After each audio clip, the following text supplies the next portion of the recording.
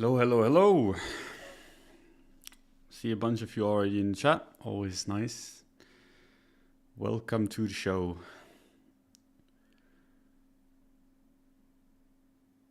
Isn't the duck in both ETH and XTC? What are you talking about?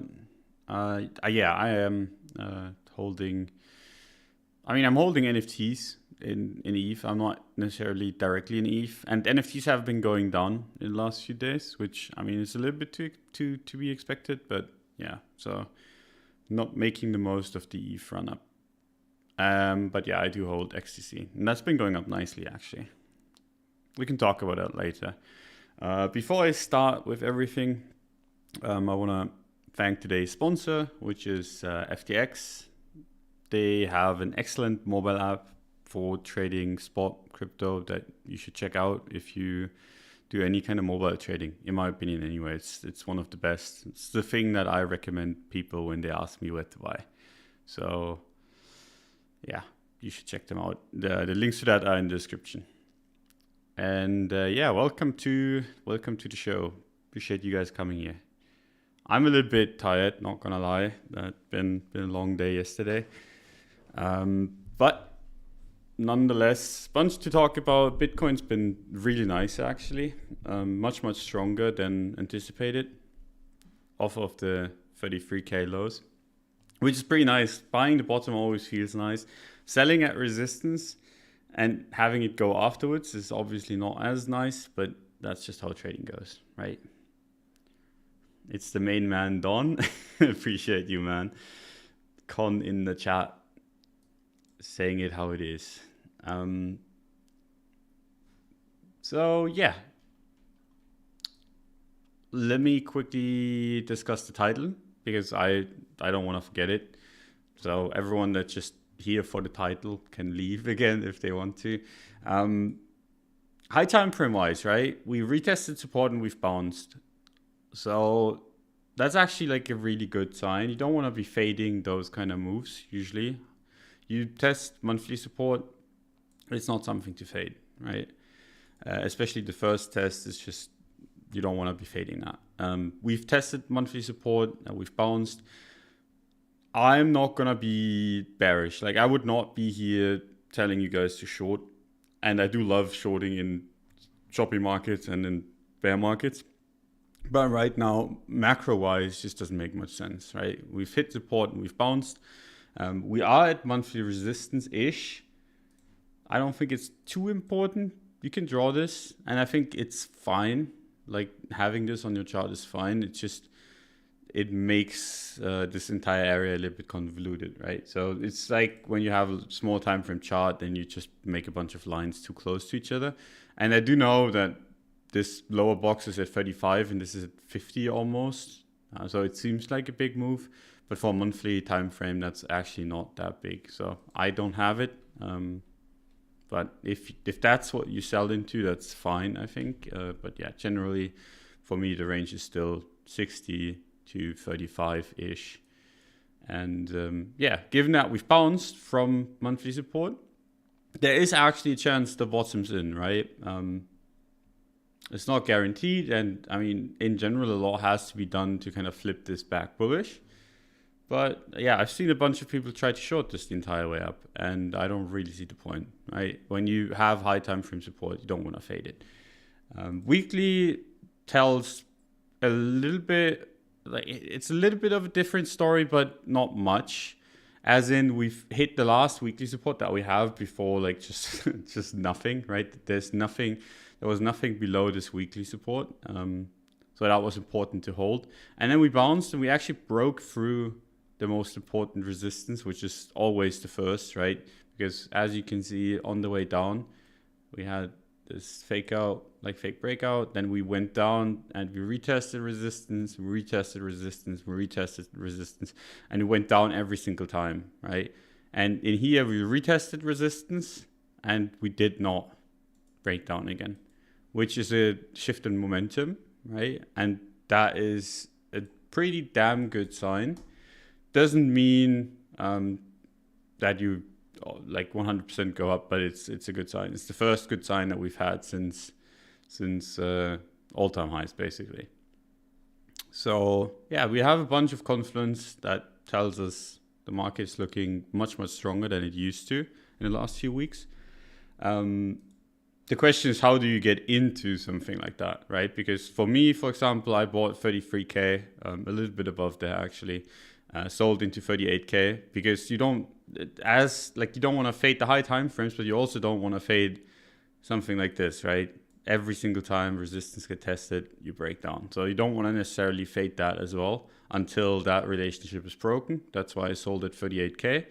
And then the relationship got broken, right? And now you want to be looking for buys instead of sells. So for me, that means if we get any kind of wipeout, any move into weekly supports, be that after we closed above 43, go into 46, and then fall back down to 43, I'll be happy to kind of establish a position again in the 43K region, or be that if we close this week below 43 and then buy 38K support, right? But in general, you want to be looking for supports to buy instead of resistances to sell. Obviously, if we go back down here, right? If all fails and this just rounds out and goes back down, then you actually have to be really, really careful. And I explained to you guys weeks ago, actually, that everyone that's sitting there with bids at 29K is either not going to get filled or is going to get filled and immediately liquidated, right?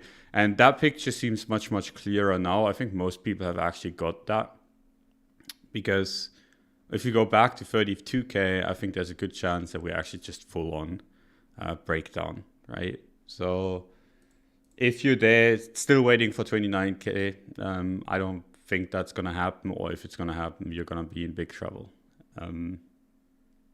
Just because when supports like this is basically the new 6K support, right? This is the 6K floor. And if you haven't been around for a while, what is the 6K floor? This is the 6K floor, right? What happened after, once that was broken, was a 50% down move, right? So we went from 6.4K all the way down to 3K. So if you want to buy below this floor, this iron floor that we've been holding for a while now, you want to do it significantly lower.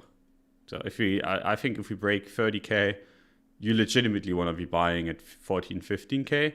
It's just, it doesn't have to happen, right? We've had a really nice bounce from high time frame support, and we have gotten weekly momentum to the upside with last week's candle. So we've got a little bit of confidence that the market wants to go up. Obviously hasn't trend reversed yet, and is arguably has rallied into the strongest resistance on the chart, which is 46K. Most important resistance on the chart was 38K, because that was just the regime shift, and the strongest one is 46K as pretty much the middle of the range. Hope that is clear.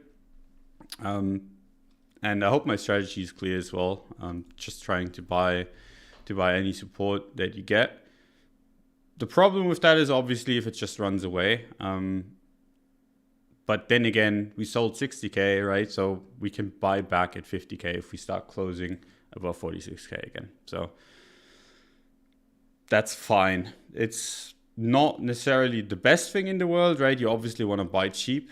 But buying 50K after having sold 60K and not having gotten liquidated at 30K is quite nice in itself, right? Just protects you from yourself and protects you from taking a little bit of a drawdown. How long have we been live? Exactly 9 minutes. Why do you ask? I think I always started this time, right? So could it form an inverted head and shoulders? Yeah, we'll go over the daily time frame in a second. I'm so single, my relationship is gone. Sorry to hear that, man. Don't call it the 6K if we should expect a bear after. I mean, it doesn't have to play out the same way, right? There were a bunch of fundamental reasons why we broke back down at 6K back then. But yeah, if we go back there, you don't want to be buying. You don't want to be buying 30K again. You want to be buying, the lowest it is allowed to go, in my opinion, is 38K. Anything below 38K, besides like a wick, is a really, really bad thing. Lower time frame wise, a lot of people are watching this, right? They're looking for an inverse head and shoulders. We had a good chance yesterday. We did like an SFP thing. People try to trade these all the times where you rate the highs and then sell back down. And we didn't have any follow through today, right? So there's actually a good chance that we don't complete this and actually just go straight up. And we've had precedent for that before, right? Where we just basically went up without a pullback. So we had a bottom here and then pulled back a tiny bit and just straight up shot up. And there's a bunch more of these kind of moves. Bitcoin would not surprise me for Bitcoin to kind of just not give the obvious pullback. The thing is, it's going to for example, in here, right? You would expect it to kind of pull back to like this support, and it didn't do so. And then it went up a shitload and then fell back down. And I think that's going to happen with this as well at some point. Maybe we go to 46, maybe we go to 50 and then go back down again. And I think at that point, people are going to get bearish and then you're going to get good entries. But yeah, just have to wait and see. If there's no pullback on the way to 50K, I think there's going to be one from 50K towards 40K that you can still buy. It's just going to be stressful at that point to buy again. And that's when you're like stressed out, like if it goes up from here and then it dumps so far that you're stressed out again, that's when you want to be buying. But yeah, low time frame wise, a lot of people are looking for the head and shoulders, the inverse head and shoulders. If I get it, I would not mind buying the 40 to 38K region, but I'm not entirely sure if that's going to happen. Who actually trades head and shoulders? I actually do. It's just I trade them very differently. So like, for example, if I saw weakness here, I would trade this leg and this leg. I would not necessarily trade this leg. So like with head and shoulders, for me personally, I see this. Yeah. I trade the bounce from here to here, this part and this part. I don't trade the breakdown because what usually happens is, at least in crypto, you go down, you reverse it, and then you go up instead. And then basically what the pattern traders do is they short this breakdown. This is where the pattern traders have like their moment where, oh, this is a nice pattern, I can trade it. And then they get blown out immediately after. So I trade the incomplete head and shoulders much more than the head and shoulders itself. So yeah, but right now, like I would not want to be shorting 44K. I don't see the point. It has been like a downtrend, yes, but the thing is, you hit high time frame support, right? I see so many people on Twitter arguing, play the trend, blah blah blah, right? But that is only true until you hit significant structure, right? You don't want to be playing the trend into monthly support because the trend was down. And then you hit monthly support and then you have to kind of think about, okay, is the trend going to stop here? Or are we going to get a bounce? Because most of the time you get a bounce at least, a counter trend bounce. And what better area to do that from than from high time frame support, right? So yes, follow the trend, but don't blindly follow it into high time frame structures because those have the highest hit rate. Just look at how incredibly accurate the monthly has been. Pretty much every single monthly support that we've had, besides this one caught me off guard back then because I bought quite a bit into 4.3K and then we just fell through and I was like, oh shit, am I gonna lose a bunch of money? And then got bailed out basically. But besides that monthly support level, everything after has just been excellent. Don, I really like how calm your voice is. Appreciate it, man. I mean, today it's just me being exhausted. I didn't really sleep last night. But, yeah. Appreciate it nonetheless.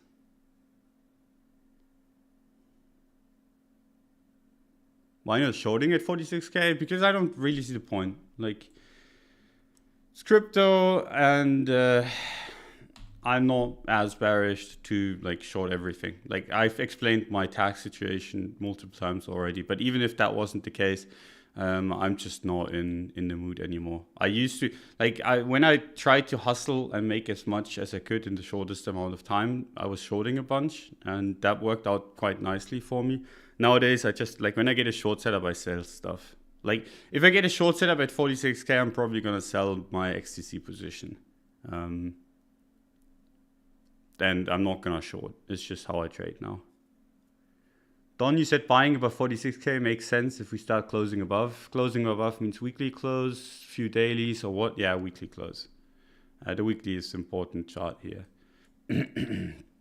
So yeah, that's Bitcoin. I think it's pretty straightforward. It's going to be difficult to trade. Like, it's a straightforward chart, right? We've bounced from support on multiple time frames, rallied into resistance, and then actually broke the resistance. And there's a good chance whenever you break resistances, right, what people try to do is they try to fade it, right? Because they're like, okay, this resistance is broken, but the next one is surely gonna hold, right? Because we're gonna have to make a higher low.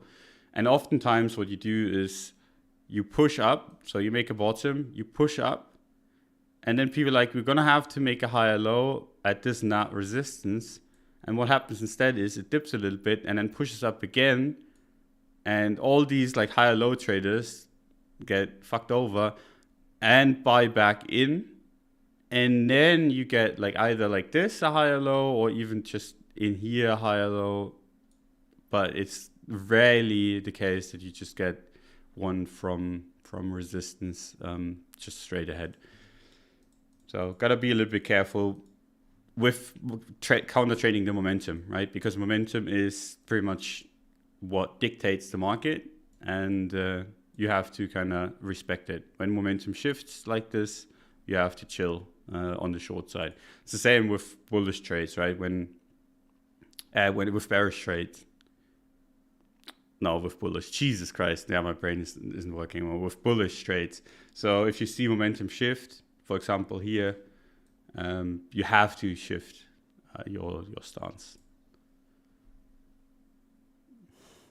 No sleep, eh? I mean, it's what it is, huh? Not enough sell pressure for shorts right now. Yeah, I agree. I don't see the point. Might as well do, like, if you want to be shorting, do something else instead, I think.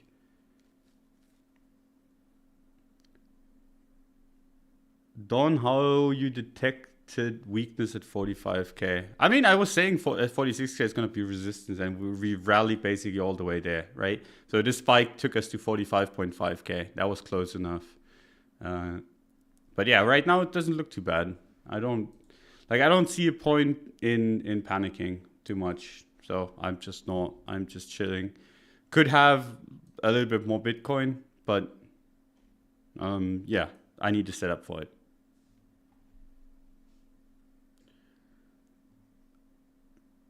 Do you take this as a higher high on the daily time frame?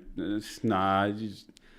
What this on the daily time frame, what this is still like, this is still a downtrend, right?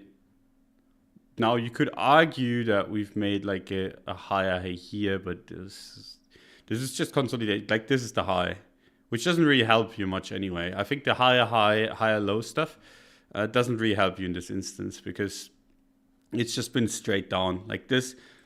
Basically, the chart's been a straight arrow down, and then you cannot draw higher highs, right? Like this, you can try to like have like a little tiny movements in here, and then you're like, okay, we finally made a higher high. But is that really the case? This has just been a straight down move. So any higher high, like this is the only one significant enough for me to actually call a high. Everything else just a straight up down move. This isn't really like, yeah, you cannot really argue that this is a big move that like was changing anything at the time. So I wouldn't say this is a significant high, but yeah, it's nice that we've actually broken through a consolidation for once. That is nice, because what you can see is we've had consolidation here, and there was no move. We didn't even quite get back to that consolidation, right? And then we had consolidation here, and basically got stuck at the high of the consolidation before selling off. Consolidation in here, same thing, right? So you went down. Every time it consolidated, that led to a down move. this one being a little bit of an exception, but even then, like I said, it basically went back to the origin of the move, not higher. And this consolidation in comparison led to an up move. So yeah, that's just how you see, okay, there's a little bit of a difference there. You can also see it by just looking at the chart, but that's kind of how you think about it. Did XRP catch you off guard? No, I mean, I'm not shorting it, but yeah, it's a nice move. I actually have been trying to get in, but haven't gotten the chance. Like I've been looking at XRP and trying to get a position in XRP, but haven't had the chance. Should have probably chased it up, to be honest. I could see myself look back at it and be like, I'm an idiot. The problem with XRP is that this is basically just a move from monthly support, right? So the problem with XRP is that XRP oftentimes has like counter trend moves that completely full retrace. This one is from monthly support and during a time in which you could actually see positive news come out. So that's why I've been looking to get into it. And basically what my plan was, or still is if I get an entry, was basically just do this. What's going on here? Stop loss just 100% of your portfolio. Basically just saying this was the low and the target is basically all the way up here. That was kind of like my XRP idea if we get bullish news, right? But so far haven't been filled and not entirely sure if I will, honestly. But the thing is, I think this plays out like maybe 1 out of 5 times, but you can see with like the risk reward that is quite a good risk reward kind of trade. So yeah, XRP is interesting. Still, I've always been saying XRP is going to be interesting into the news. It's just a question of when, and I think this could be insider trading, but who knows? Who knows? Did you get the date that was cancelled this time? Yes, I did. Yes. People are more interested in my love life than into like in my charts. Fucking hilarious. We should make like a casual Friday and then just don't talk about crypto but talk about everything else. I think people would actually enjoy it. Like Cred and I just bantering about life. Who knows? If you like the idea, you can leave a comment and I'll pitch it to Cred. But yeah, XRP is actually interesting. I still think so. It's at resistance on the dollar chart, but I'm actually surprised that it got there so fast again. So yeah, I mean, if XRP gets any bullish news, I think there's a good chance that it just triples, quadruples overnight. And the problem with XRP is like all these kind of full retraces of like bullish candles get you scared into getting into momentum, and then once momentum actually picks up, something like this happens, right?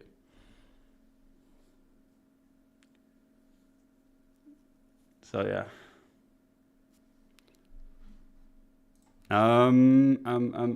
Yeah, ETH. So ETH's at resistance right now. I wouldn't want to fade it necessarily, but it's really, really strong resistance. So how I usually approach this stuff, right? Monthly, not really interesting, so we can just skip it. But the weekly time frame's interesting here, right? So we broke down same kind of setup as Bitcoin, fake breakout to the upside, and then had like momentum to the downside. Now, this is the first resistance that we're testing, and unlike Bitcoin, this hasn't really broken that first resistance, right? You could argue, like you could draw one here, whatever, but that's a shitty one, I think. So this is still in that confluence zone.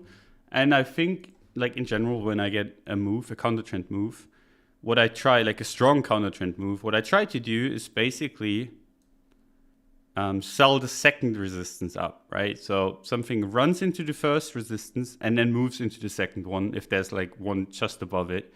And then I try to sell the second one and pray that it actually loses the level again before the close. So in this instance, for example, if we traded all the way to like 3.3K and then closed, like that's where I used, like back when I was still shorting, I would have shorted that, tried to get like the candle back red again. So basically you have like a full retrace of the screen candle. And then you have to top tick. Now, if it doesn't do what you want it to, like you short 3.3K, there's a good chance that it just goes to 3.4, 3.5, and you can still get back out relatively unscathed, right? So that's how I used to short. That's why I like didn't take big losses when I took losses and had like big wins, just based on the fact that I was very cautious with it. So I sell the resistance above the resistance I actually want to sell, right? So you're like, oh, this is the first resistance, I want to short this. This is the bearish retest. But I usually try to sell the resistance exactly above that resistance, because momentum usually carries it a little bit. You get like a wick, you get whatever. So 3.3K is actually a quite nice sell.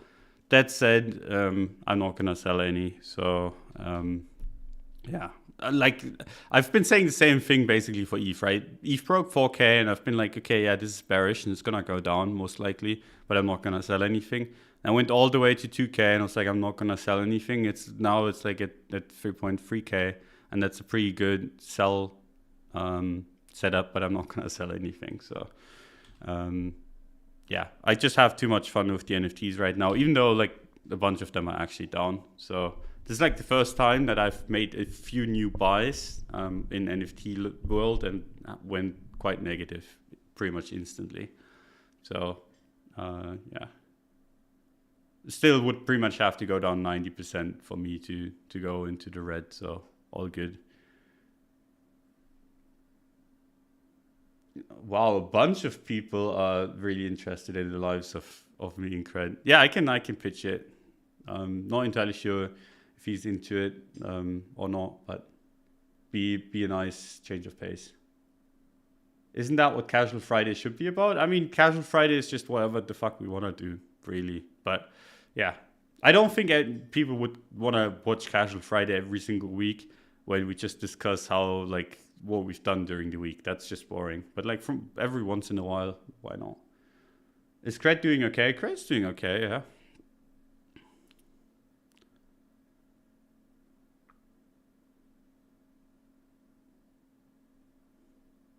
I would be all about a Casual Friday with you roasting Cred for a change. Yeah, I mean, the problem is he's way too witty for it. Like, I mean, I wouldn't say I'm stupid, but in comparison to his wit, I might as well be, because fucking hell, you cannot compete with that. Fucking British humor. There's no way you can challenge that. So I'm always gonna be the bullied one. I'm fine with it. But yeah, 3.3K is gonna be the interesting part. If this closes red, you might as well put bids at 2K and walk away. So if this weekly candle closes red, I think it's fucked. But the safe choice in this instance is just waiting for it to turn like red. Let's say you're in already and you got the bottom. Makes sense to just chill and see how this weekly turns out, because we did close at resistance, right? We closed at resistance and we're at the resistance above the resistance, which you usually want to sell. But yeah. On the ETH BTC pair, there's nothing really. Good part is, and I think this is like legitimately one of the reasons why ETH has been doing better than expected, is because a bunch of people are buying ETH with Bitcoin or with anything else to buy NFTs. I think that's why ETH has been doing well. I think that's why XTZ has been doing well. And there's a bunch of others. Dawn, about NFTs, do you think it's all over in a month or two, or NFT market stays with some liquidity for long term? I think NFTs are going to stay around for the long term, but it's still a bubble. So bubbles are going to pop. It's just the question of how big it gets. And that's like, there's the sky is the limit, right? This NFT stuff could 10x, 100x, 1000x from here, and I wouldn't be surprised. I would be more surprised by it just going away entirely. So yeah. But Germans are famous for the impeccable humor, right? That is exactly what we are famous for. With regards to Tezos, I mean, basically, I actually floated this idea when we were trading up high. I was like, you want to be buying Tezos on the next dip. And it actually dipped perfectly into support. And I didn't buy into the support. I had to chase it up, right? I walked up and I got a bunch. It gave a nice pullback, bounced a little bit. In general, it's been outperforming most other altcoins. Especially you look at this, you're like, oh, this is not too much, right? But even on the Bitcoin pair, this is a bounce of like 30%. While Bitcoin has actually bounced, right? So if you look at the USD pair, it's been up only, right? So the USD pair is actually quite nice looking. Not necessarily one that you immediately want to buy right now, but like if you get a pullback into 4, that's not the worst trade setup in your life, right? Down here, stop loss, entry at 4, target your all-time highs, right? But yeah, I'm gonna hold this for a while. Not entirely sure if it's gonna play out or not, but I'm in team NFT for now. I think we had the layer 1 stuff where everyone was just trying to catch the next layer 1, and I think what we could be getting is basically an NFT platform season, basically where you just buy whatever hosts NFTs that get used. And that's ETH, that's XTC. I think that's Sol. I'm not a big fan of the Sol chart, to be quite honest. So that's one of the ones that I'm going to stay away from. But there's a bunch more, right? So there's even layer 2s that get interesting if NFTs continue to happen.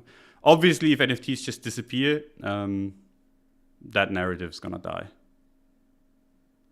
And someone's asking for looks. So with regards to looks, we've been looks been going down quite a bit. But the thing with looks is that you got so many, if you just bought this and didn't do anything with it, then yeah, this sucks. But if you bought if you got the airdrop and staked it, you got so much out of it that you're actually quite up a lot still. Everyone that's memeing about looks is just either has been buying like an idiot and has not been staking it, or just bought like $7 or whatever. But if you've just been conservative with it, it's actually quite a lot of staking rewards, which also means that I think you get a bunch of looks in the ecosystem that can get dumped anytime, right? So it's a little bit of a gamble. Who is going to stake? How long can you stake until the majority pulls out and you get fucked? And the answer to that, I don't know. I think Nia NFTs are going to be better than XTC, just my 2 cents. I mean, there's a bunch of ones. Yeah, Nia is one that I look at as well, just because it's been showing strength. But yeah, not as exciting as the XTC chart. This looks like it could be cycle bottom. Nia is nowhere near that. Bullish on looks? Nah, I'm not bullish on looks per se. I actually turned more and more bearish on it in the last few weeks, just based on the fact that the platform hasn't really taken off. People aren't using it much. OpenSea just has too much name recognition, I think. But yeah, if they kind of manage to make people use it more, I'll get more bullish on it. So I'm not bullish per se, but I think it's not bad to have in your portfolio and have stuck away staking. So Atom wise, I told you guys about my story with Atom. I actually bought near the bottom here. Sold basically the moment we got this red candle. I was like, okay, this is not what I wanted to see. With slippage and fees and everything, I wouldn't even call this a win. And then it broke down, and I talked about this with Ledger actually last week or the week before. And I think this is a bearish retest for now. You have to kind of look at this as a bearish retest on the Bitcoin pair, right? It broke out once, it broke out twice, which happens rarely. So a bunch of people, including me, right, I bought this, sold it pretty much immediately after again, but still I bought this.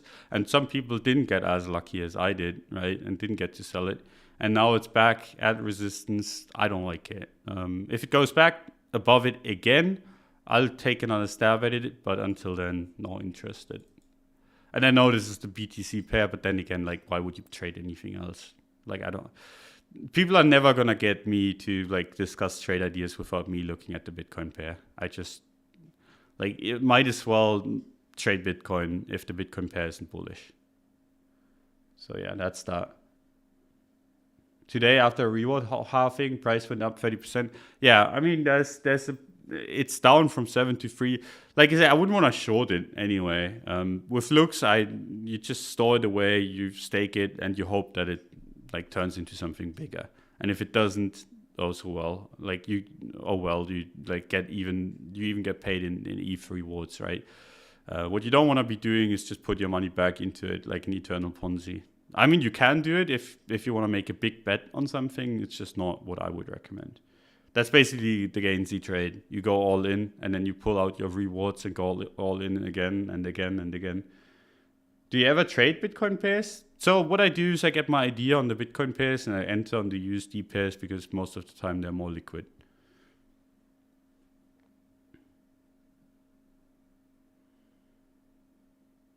So yeah, that's that. With regards to other altcoins, the funny thing is we actually had the trash coin rally. We had Litecoin rally a little bit. We had Dogecoin go up a little bit, but that pretty much got immediately engulfed. You can see like had a rally and then went back down. We had XRP go up and we had Zcash go up. So that's usually a bad sign for the market. It seemed a little bit forced this time around, so I'm not betting on it. But it's going to be interesting. Like usually when that happens, you have like a 1 week time window. So I want to see how the market behaves in a week's time. Like if we start dumping in a week, or like in 4 or 5 days, then it's the 4 horsemen of the apocalypse again. But right now, like I'm not too worried. I'm quite happy with having having some money in the ecosystem, and I'm quite happy with looking for buys in general. So yeah, that's kind of my view on things. Could be that I'm ignoring the most obvious signal because pretty much every time Litecoin and Zcash rally, the market goes to shit. But this time around, not too bearish on it all, just chilling basically, waiting for bullish setups, not interested in shorting anything or being too bearish anything. Green all over your shortlist, yeah. I mean, the market's just bouncing, and that's nice to see. Some like what people always kind of tend to do or like mistake when they analyze like the Bitcoin altcoin relationship is they see Bitcoin go up and then they see altcoins moon and they're like, oh, this is so bearish because altcoins go up whenever the cycle tops in or whatever. But that's not the case. This is not bearish. Both going up is not bearish. What is bearish is when you see Bitcoin go down and then altcoins go up. Like Bitcoin goes down, bounces a little bit, altcoins go up a shitload. Not a good sign. And then when you get Bitcoin go up and then the major altcoins just massively de-risking, that can also be bearish somewhat. So basically, this is divergence, right? This is how you look at all the divergences. If you trade RSI or whatever, you know this. When you have like highs, like higher highs in RSI, and lower highs on price or whatever. That's how you look at divergences, right? And it's the same with the altcoin relationship.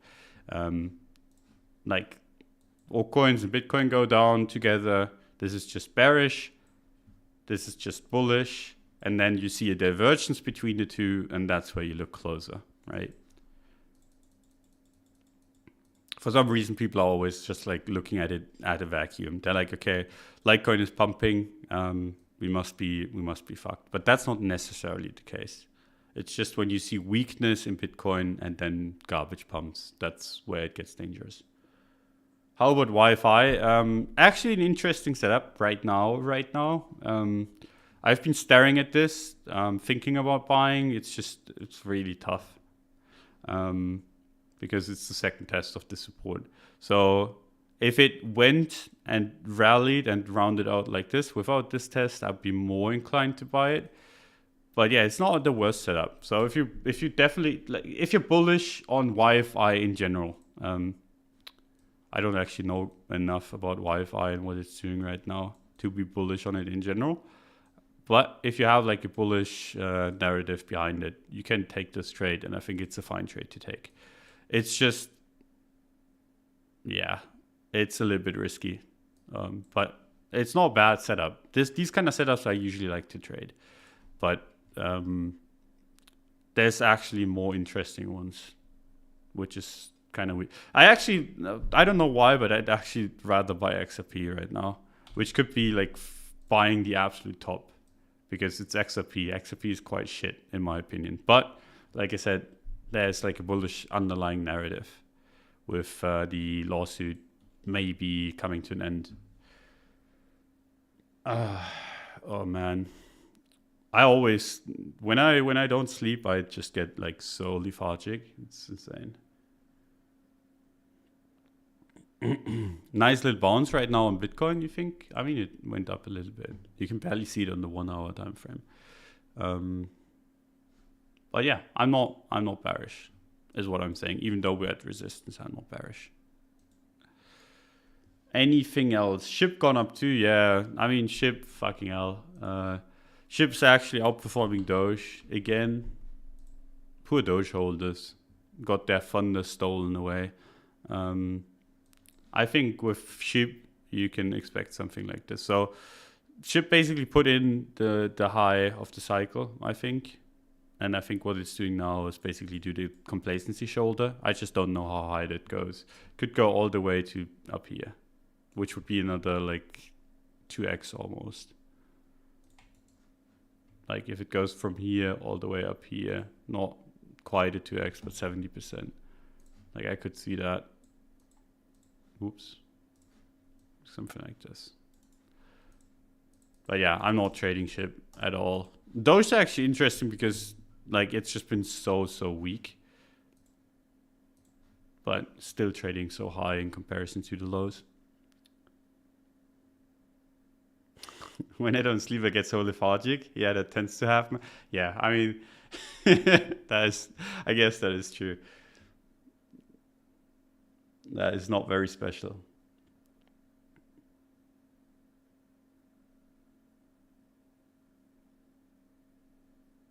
Try to get sunlight exposure each day. I've been chilling on the roof today.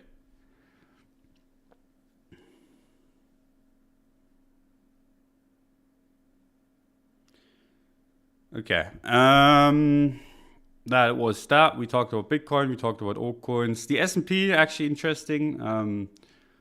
I mean, charts on this are most like meme lines are mostly a meme on this, but I want to see how the weekly closes on this as well. This is basically at resistance. So it's going to be interesting. And the weekly close is basically, for the S&P anyway, it's front running crypto, right? We're going to close on Friday, and then we're going to see where that is, and we can kind of judge based on that. It's trading through resistance right now, which would be a good sign, right? A lot of people got macro, like mega bearish when we broke down. But it's actually funny because this is a tiny move in comparison to this one. But yeah, I'm not too bullish on the S&P just based on the fact that we've finally broken the momentum, right? So what we've been doing basically on the S&P as well, every consolidation since the March crash has been followed by up moves, right? So look at that. Even this one. And this one is the first one that hasn't done so, right? This consolidation that broke down. So when you get those kind of moves, you do have to look at it twice or three times. Obviously, it's not always going to be the top, and this could just reverse and go back up again. But it's something that you have to keep an eye on, because you can see that the momentum was broken. So I'm going to keep an eye on that. I think it's interesting. I don't think you necessarily have to trust meme lines. Like if you're sitting here shorting the S&P based on lines, I mean, the weekly lines are the best ones that you could draw, but in general, just keep the lines for crypto. I think everything else is just a nice way to visualize it, if anything, and to kind of look at it from a momentum standpoint. Any play to be made on Leo? Actually, I've been saying Leo is basically the better stablecoin, as in if you think crypto is going down, you just buy Leo, because it doesn't really move when crypto goes down, and it tends to just go up. Now that's not the case anymore. You don't want to be buying after something like this. Reason why Leo went up, for the people that don't know, this is basically the Bitfinex coin. It's like BNB. And Bitfinex has been saying that if they recover the money of the hack they had a ginormous hack way back in, I think, 2016 for 120,000 Bitcoin. Correct me if I'm wrong. This is all off the top of my head. And like I said, I'm not in top shape, but I think that's correct. And that money got seized just a few days ago. And if they get it back, they've kind of promised that they would buy back Leo with it. And that's why this move happened the last 2 weeks. A few people front ran it, but that is not because there's insider news. It's just because people actually analyzed the chain and realized that the movement of the Bitfinex coins, we had like some movements a while ago, was very similar to previous instances of the government forces, FBI, whatever. I don't quite remember which department is in charge of it, but how they move it. So they usually send like a test transaction, and that was very unusual. So they kind of just thought, okay, this is gonna go back. The money is recovered, and turns out that's correct. But yeah, this is impossible to trade, I think, anyway. You don't want to be buying now that it's gone up 2x, and you don't want to be shorting it, because look at this chart. Like, why would you want to be shorting it? This is, as Bitcoin has been, like in the last few days, has been like this, and now put in like a kind of like rally. Leo has just been on the weekly chart, just straight up ever since 0.8. So you don't want to be fading this. This is not, like, if you want to be investing, then you can buy this, whatever. But anything else, like trading, you don't want to do it. It's very, very thin too. Like, the order books are thin. Hard to get good liquidity. It's just, whatever. But it's an interesting thing. Like, it's really, really interesting how it's not been dipping when Bitcoin's been dipping. It's something I've been looking at for a long time. I actually took quite a few trades on Leo back in the day. Like, I traded this move, and I traded this move, but didn't get this one. Yeah, it was a 1 Bitcoin transfer and all fund transfer. Yep, exactly. And that's happened in the past.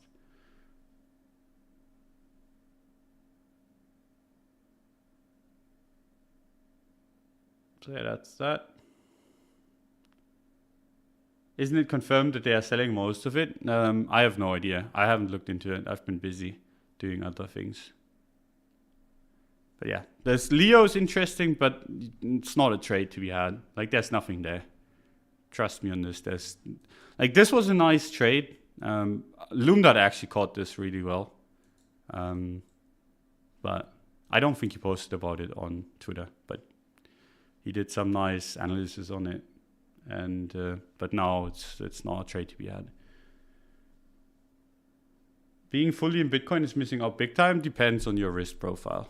So if you're asking me, okay, am I making a mistake by being all in Bitcoin with my family's money and my house money and everything, I'll be telling you probably are over-invested by quite a bit.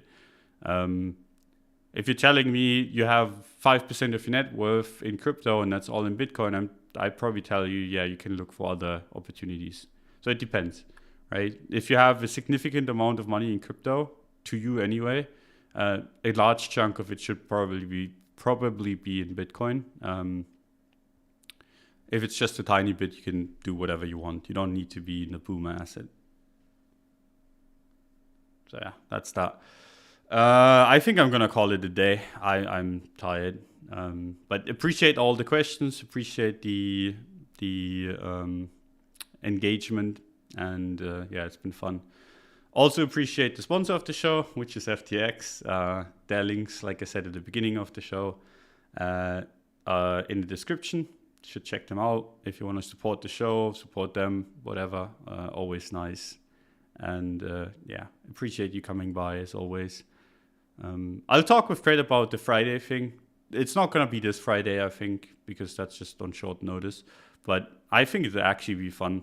But we'd have to have like at least a rough outline what to talk about. You don't want to just sit there being like, okay, YOLO. Or it would have to be like a chat talks with us kind of thing, where you guys actually just ask us questions, which actually I think would be quite fun as well. But then there would have to be a bunch of you around. So yeah. Thanks, Don. Great stream as usual. Appreciate it, man. Appreciate it. So yeah, thanks for coming by. We'll see each other soonish. Bye-bye.